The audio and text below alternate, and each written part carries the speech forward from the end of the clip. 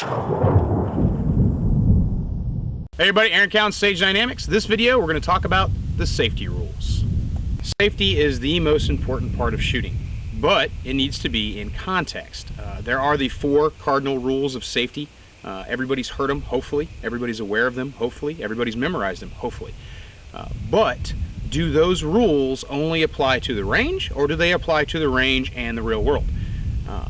Every single shooter on the face of this planet spends more time shooting at paper than they do at people. That's just going to be a fact, more or less. I'm sure there's some third world countries where you've got, some element of individuals or another who've never shot at a paper target in their life, and the only time they've ever fired a gun is at a person or around a corner blindly, and they don't really know what those 2 things on top of the gun do. But the point is, the majority of people, vast majority of people, are going to spend more of their time shooting at paper on a range than they will shooting at people. So do the safety rules that they use to keep themselves safe apply to just that square range, or do they apply to the range and the real world? Because if the rules don't work in both situations, then they're not good rules. So, firearm, inherently dangerous. You pull this trigger, it makes a loud noise, unless it's suppressed, and a bullet comes out of the end, and it goes more or less where you're pointing at the same time. And if you don't treat this thing with the utmost respect, you can injure someone you don't intend to injure. But the main purpose of this firearm is to shoot bullets. So we have to treat it with a amount of respect, like I said. But we also have to realize that the safety rules have to apply to us, not the environment that we're in. The reason I say they have to apply to us is because I am the only person capable of creating a safe environment with my firearm. If I'm on a range, as an instructor or as a student, I cannot make that range safe. I can only create individual safe shooters. So I have to make sure every student, when I'm teaching, understands the safety rules. I have to make sure they understand the safety rules in context of what they're going to be using them for. And that's why I say the range rules need to be the real life rules and vice versa. They need to work in both environments, because you can't have one set of rules for one place and one set of rules for another. And of course, I'm sure some of you are already thinking, well, there's things I can do on the range that I can't do on the street. And you're exactly correct. However, if you think about what you're doing on the range and what you're training for, were you in a situation where you'd be justified to use force on the street, those same rules would then apply. What I did is I literally just Googled it, and I'm going to read it off of a website. And we'll see if it's correct.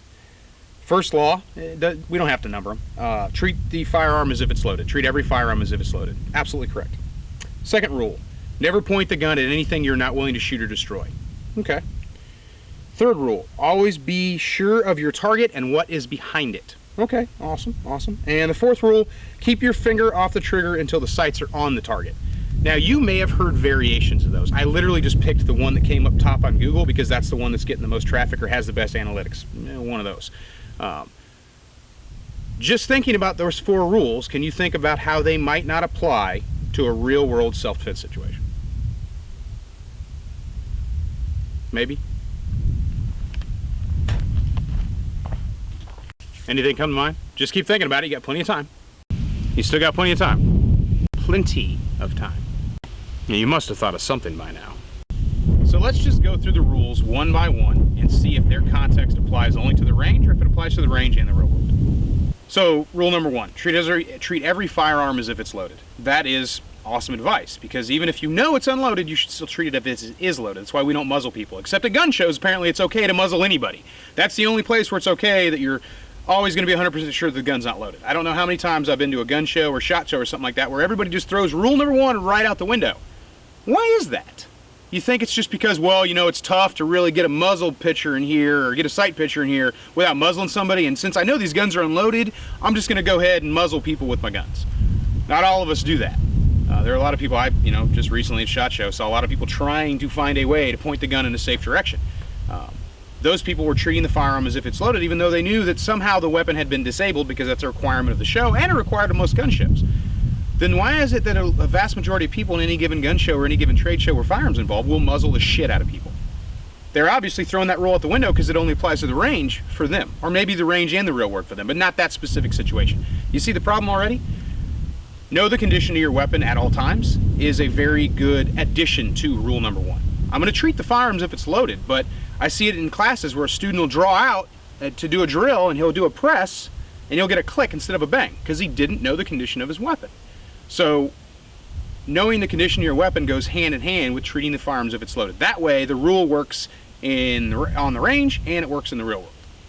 All right, the second rule, never point your firearm at anything you're not willing to shoot or destroy. I'm going to go ahead and say right now that that just applies to the range, and even in the range it's very poorly worded. Now, you can change the wording a little bit, but the premise always remains the same. We don't want to point our gun at anything we're not willing to shoot. I point my gun at stuff all the time that I'm not really willing or prepared to shoot. I don't want to shoot my couch. I don't want to shoot my floor. I don't want to shoot my bathroom door. I don't want to shoot anything that I don't want to shoot. So I'm not willing to shoot any of those things. But I have to point my gun at them because the gun, when it's in my hand, pointing is a motion. It's going to be pointed at something. Can you see how, just contextually speaking, that might be a problem? I understand the premise of the rule is point your gun in a safe direction all the time. In fact, in the military, the rule was keep the weapon downrange at all times. But it's become cliche for people to say, well, there's no downrange in a gunfight. And they're right.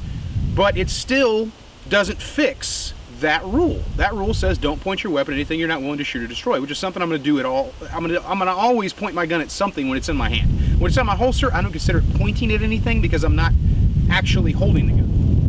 So let's think about this. Instead of don't point your weapon at anything you're not willing to shoot or destroy, how about point your weapon in the safest direction possible at all times? That safe direction may be up. It may be down. It may be left. It may be right. It may be at the bad guy, the known threat. It may be at an unknown until you realize that person isn't a threat, and then you muzzle off of them. You kind of see where I'm going with this? On the range, we got targets downrange area. We got another rule coming up that's really going to address that. But in the real world, we might have to point our guns at people, at cars, at buildings, at floors, at ceilings, at any number of situations. The muzzle direction remains fluid at all times. What do I mean by that? I'll give you a contextual example. In my active shooter response classes, I see it all the time. I've got wounded innocents on the ground, I've got kids on the ground, I've got people on the deck, any number of people who are below the visual horizon. And I'll have students, occasionally, muzzle them. Is that okay? No, it's not okay. So why are you pointing your gun down? Maybe because the range has always told you that down is the only safe direction besides on target. So, point your weapon in the safest direction at all times means the muzzle, like I said, remains fluid. Point it wherever it has to be pointed at that moment. And then if you need to adjust, adjust. Get out of the idea of a rigid box in which the gun can only be down or forward.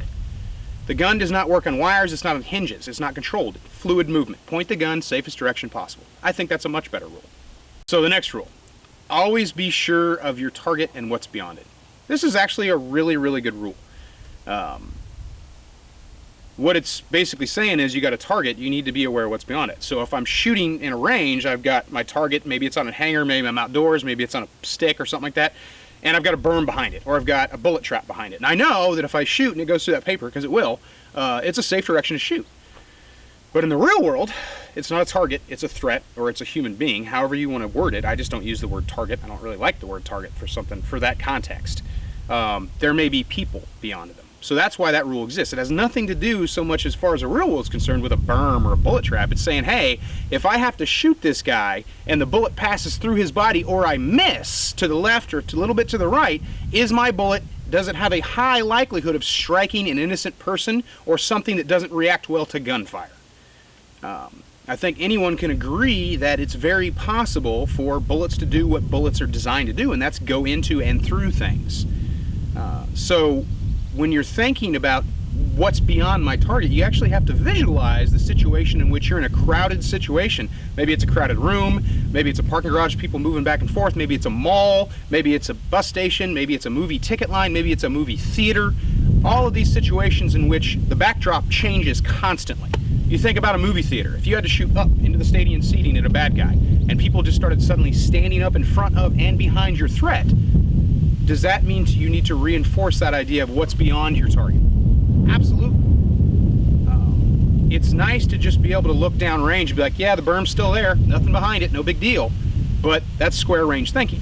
We need to think more along the lines of what the rule really needs to reinforce. My classes, I do drills where students are forced to what I call look deep, which means they have a threat target and they've got innocent targets and unknown targets beyond the threat target. So they've got to work an angle in some way to either get a shot off, or if they can't get a shot off, maintain fire discipline. To me, obviously I can't make every instructor out there do that drill or a variation of it, but ranges are very artificial to begin with, so I try to simulate as much real life as I can. But to me, that's priceless. The students come to the range, and if they've never done that drill before, they're going to leave with a better understanding of why that safety rule exists to begin with. Now we come to number 4, and And again, the order of importance is completely up to you. Keep your finger off the trigger until you have sight alignment on your target. Now, I've heard so many different variations of that particular rule. Usually I hear it as keep your finger off trigger until you're ready to fire, which I absolutely agree with. I do 100% agree with that one. I only bring up the sighted fire one because I see that one a lot too, and I want people to realize that there are plenty of situations where you might not be able to get your sights, or you may set the trigger on a threat. And again, that's a technique in its own. Basically, that's saying, like, if I have a judgment shooting, I draw my gun out and I'm issuing verbal commands, my finger may go to the trigger, depending on how much reaction time I feel like I'm going to have if that person doesn't respond to my verbal commands. A guy 30 feet away with a bat versus a guy 40 feet away with a gun. The weapon is going to change the context of how I'm going to treat the situation based on the totality of the situation. That rule works on the range, works in the real world. Keep your finger off the trigger until you've made a conscious decision to fire. I just don't like the variation of the rule where it talks about sight picture, because sometimes sight picture is just not going to be possible. Think about shooting somebody from close retention. I know I'm going to hit them. I don't have the ability to use the sights. Maybe the guy's so close I don't want to press the gun out, because then I'm fighting over my gun, and I don't want that. So just going through those 4 safety rules, I think you can see how, depending on how they're worded, they may not apply to the real world. They may only apply to the range. My number 1 safety rule, and I wish it would be the only safety rule, but context is important so we have more, is all safe actions, if they make sense, are acceptable. That's my number 1 rule. If it's safe and it makes sense, you can do it. Because I learned a long time ago, I can't create a safe range. I can only create safe shooters.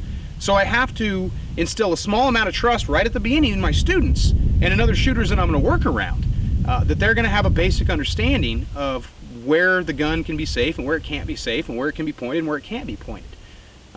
But everything needs to be able to be taken from the range and work on the streets in the real world. The biggest point of contention today in training is that muzzle direction. Some guys don't like the temple index or the muzzle up or high port or whatever you want to call it. Some guys don't like Sewell because they feel like they're going to meter their legs, and they are, because you got to push Sewell out really far if you're going to run, not to muzzle yourself. Which goes back to pointing that gun in the safest direction possible at all times. Some positions make perfect sense until you change the details just a little bit. And you may not like that. You may be like, well, that position, well, you changed the details. Exactly. What if real life changes the details? Sewell is an awesome administrative position for twirling around in circles. I get it. It's great. Awesome. But it doesn't work in a lot of situations beyond that. I've seen guys suck up to cover behind a car using Sewell, and then they had to meter off the vehicle to get their gun up. And that's obviously a problem. Had they come in, muzzle up, wouldn't have had any issues. So again, something to think about. I'm not trying to reinvent the safety rules. I just had enough people ask me to make a video about how I apply range safety to the real world that I figured I'd put it out there. I'm Aaron Cowan with Sage Dynamics. Train accordingly.